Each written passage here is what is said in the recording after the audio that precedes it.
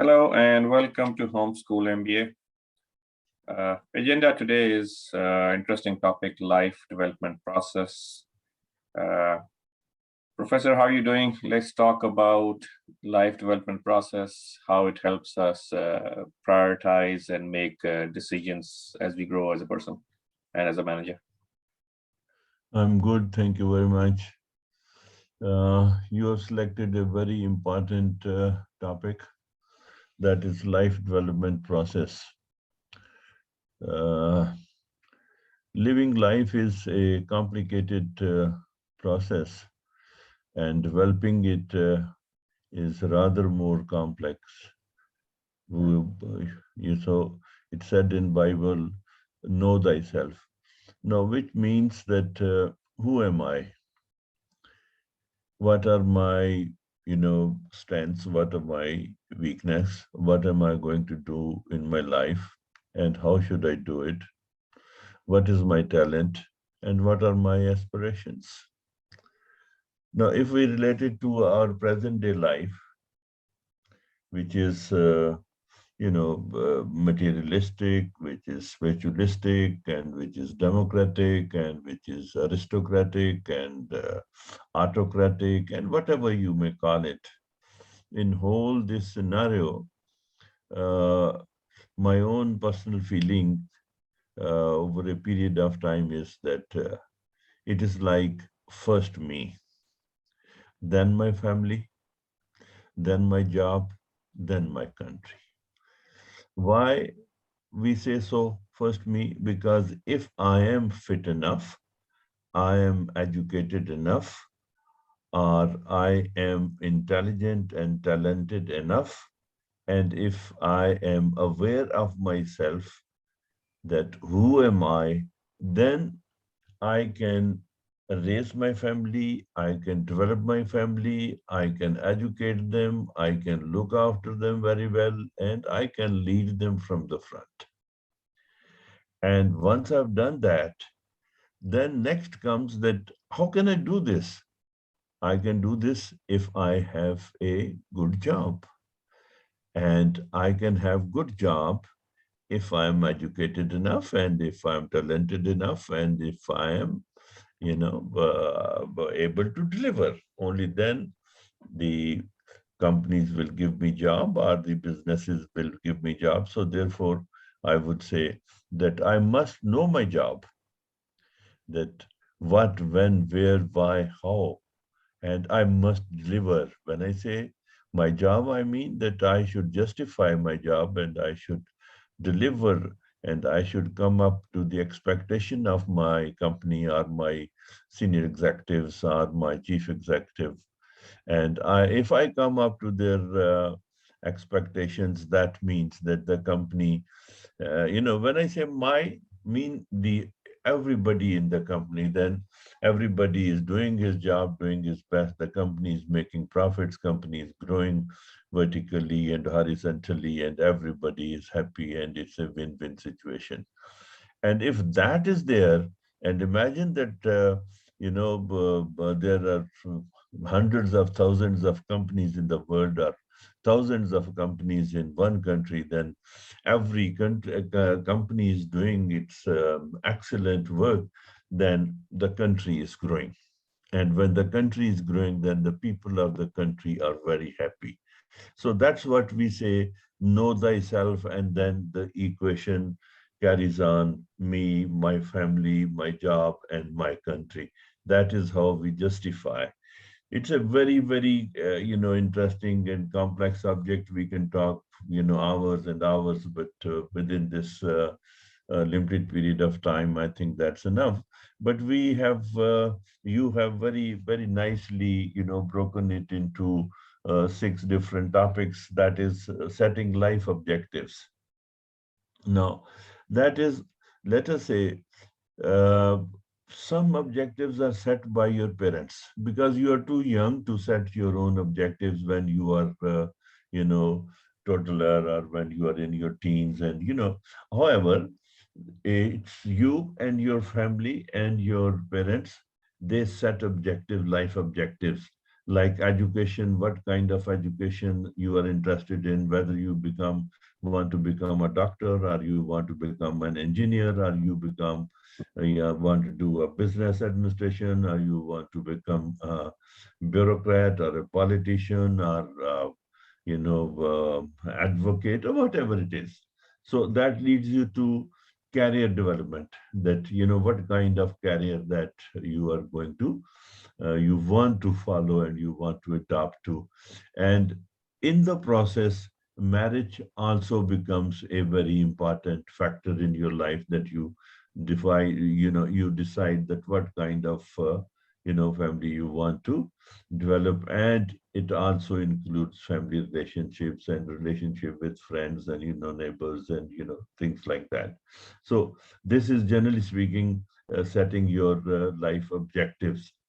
And within that, then there is a stage, that social management. This is very important, that you manage your relationship with the society, with the community, and with your friends and relatives, which we in management terms call networking. And networking is,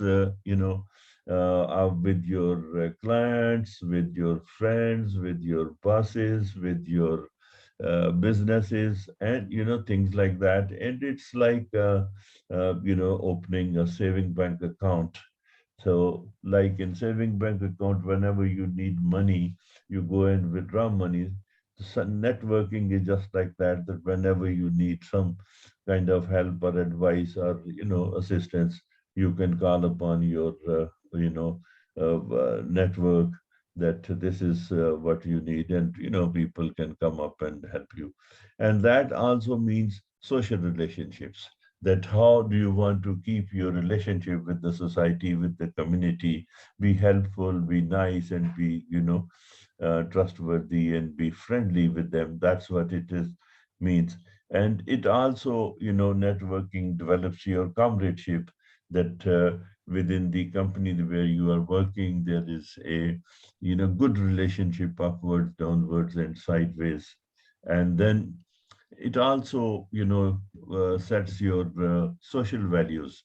Values are like honesty, objectivity, time management, helpfulness, truthfulness, and things like that. So many adjectives can be put into value. And every company has its own culture, every company has its own set of values. So you must live your values within the company, and that is, the values are lived from the top. you know that if there is a top management respects the time, then downstairs people also start by respecting the time. And then comes the financial management, and this is a very important factor within this lecture or talk, that live within your means, do not spend more than you earn. So in fact, the economic theory says that if you can save 20% of your earning, you will never go broke. And when we say that you will never go broke, that means that you will always have sufficient funds to fall upon in case of emergency, if you are saving 20% of your income. How can you do that? By living within your resources and generating your resources and saving within that. Now, that I always say that the compulsory saving. Now, this 20% is compulsory and minimum.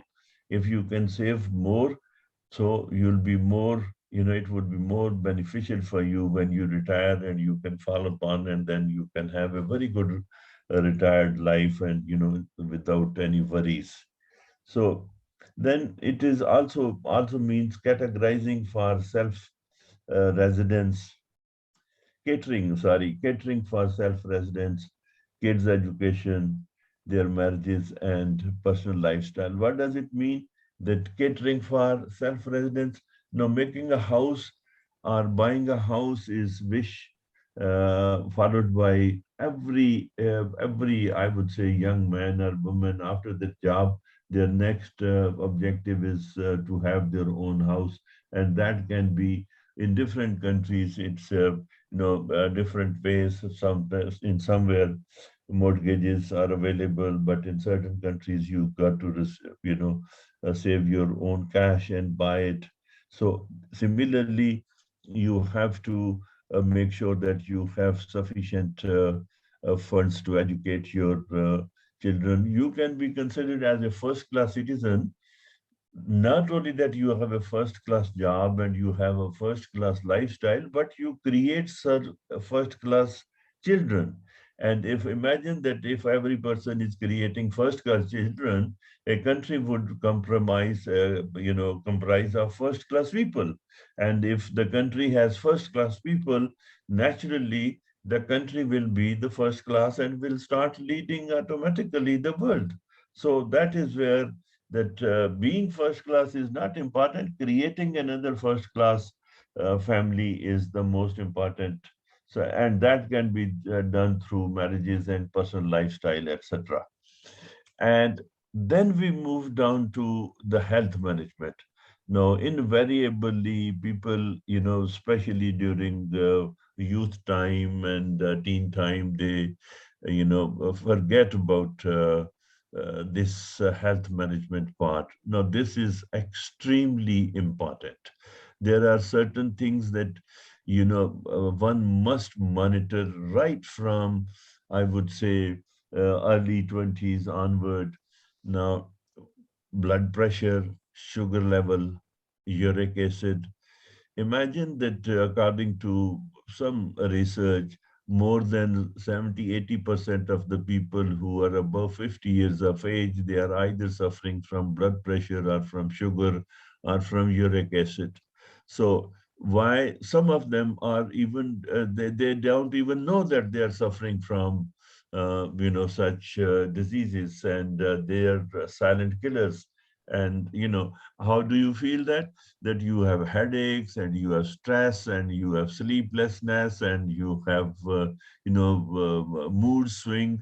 So but you don't know why, because you don't monitor your blood pressure, you don't monitor your sugar level, you don't monitor your uric acid, especially the uric acid. Now people, even those who monitor their blood pressure and sugar, they forget about the uric acid. Now, uric acid is an extremely important factor of health. Therefore, it must be checked at least at least once in 6 months and things like that. And you must know that whether you are patient of uric acid or not.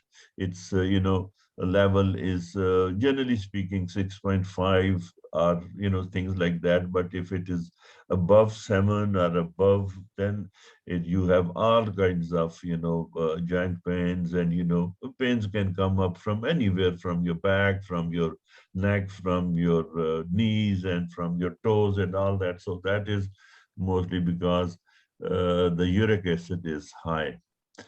And how do you manage your, health? First is diet. Extremely important. Within the diet, the breakfast is the most important part of the diet.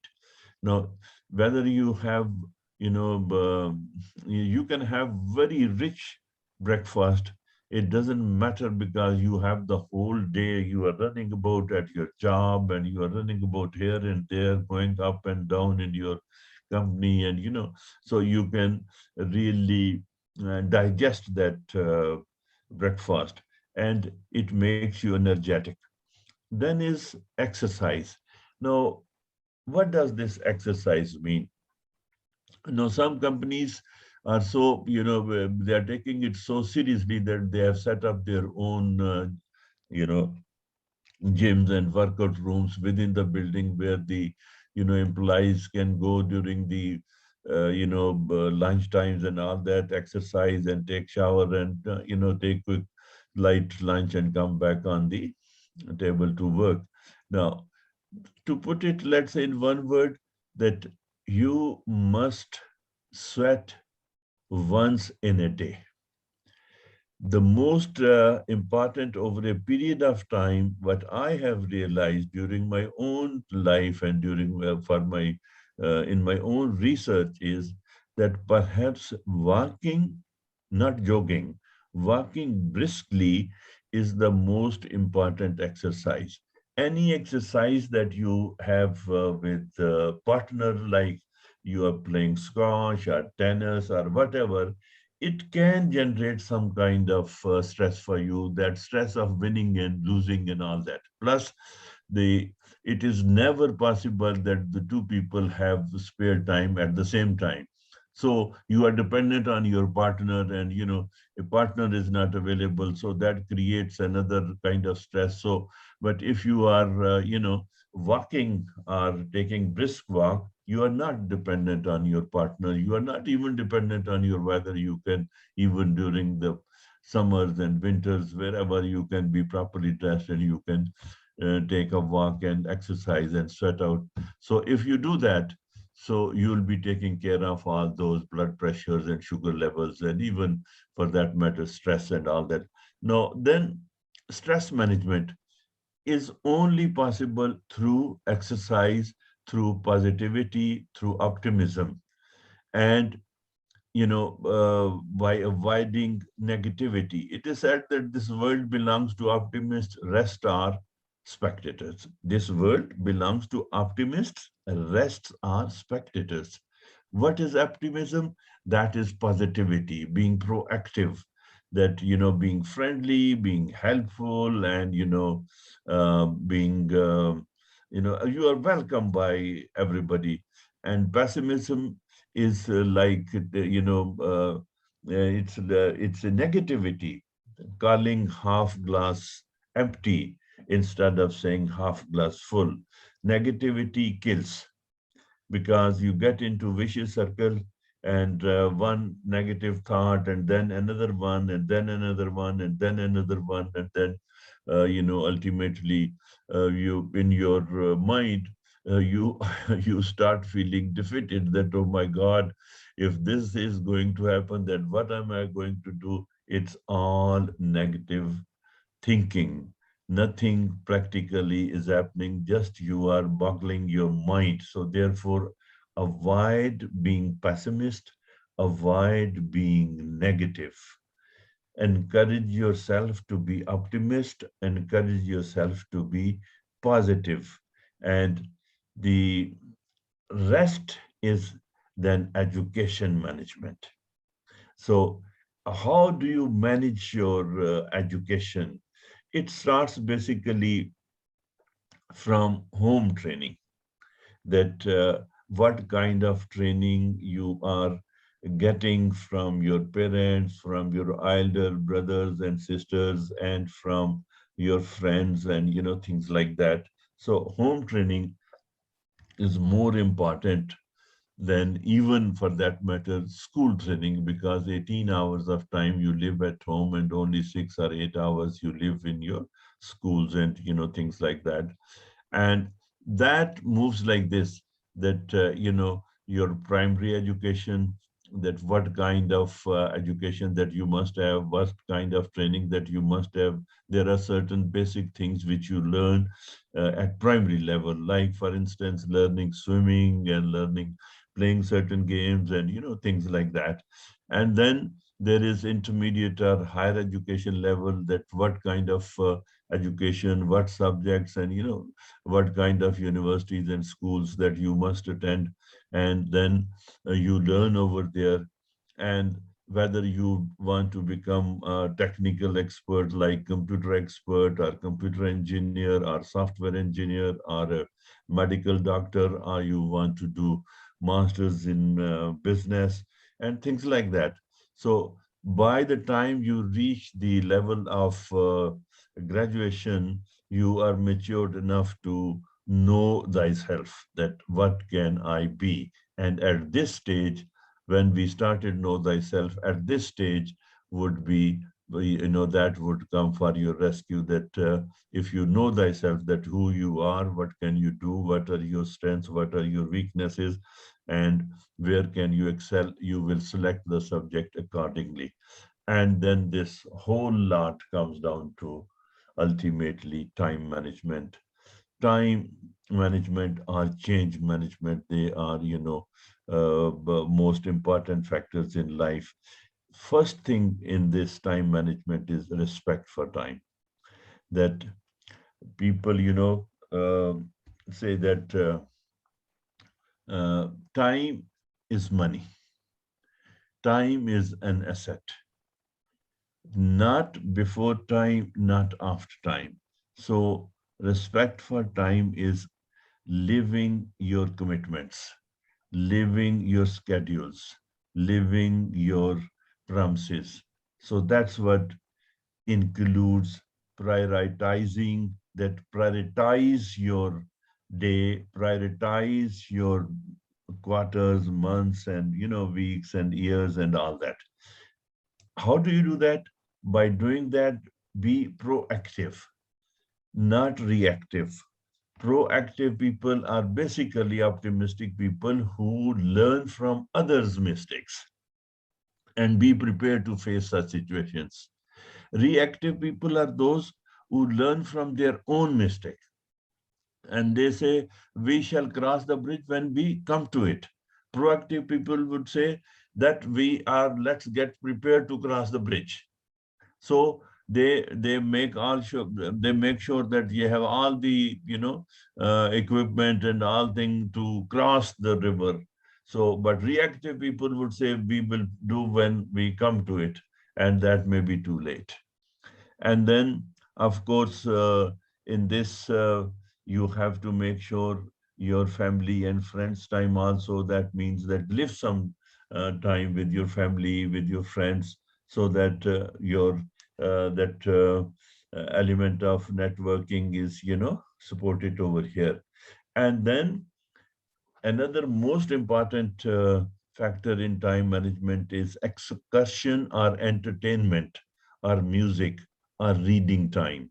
So this is very important because those people who are, books are very good company, let me tell you, very good company. Although this world of technology, books are going out of sight, but there are so many other good reading materials. And when I say reading, read read some read those books which lead to development of your personality, not fake news, and not that reading which diverts your attention from positivity to negativity.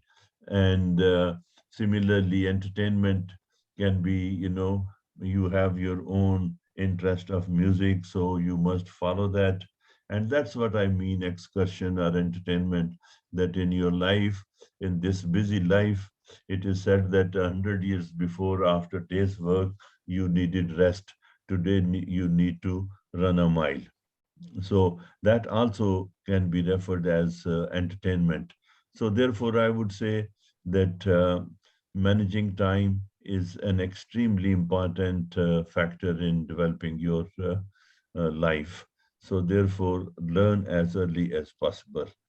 So that is what I feel that otherwise you can speak for hours and hours on this subject. But generally speaking, I think this is enough. Yes, any question if you have. Thank you, Professor. Thank you for watching. Please like and subscribe to all our channels.